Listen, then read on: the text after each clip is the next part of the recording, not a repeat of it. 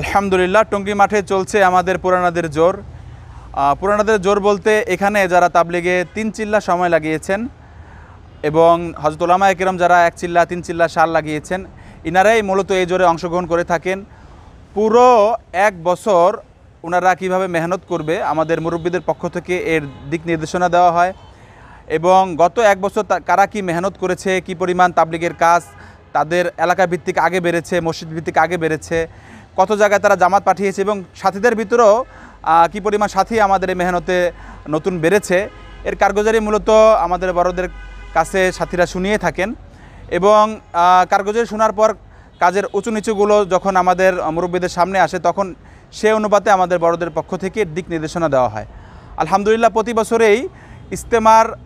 অর্থাৎ আমাদের যে টঙ্গী বিশ্ব ইজতেমা অনুষ্ঠিত হয় এর 40 দিন পূর্বে এই জোর অনুষ্ঠিত হয়। এবারও তার ব্যতিক্রম ঘটেনি, বরাবরের মতো এবারও আমাদের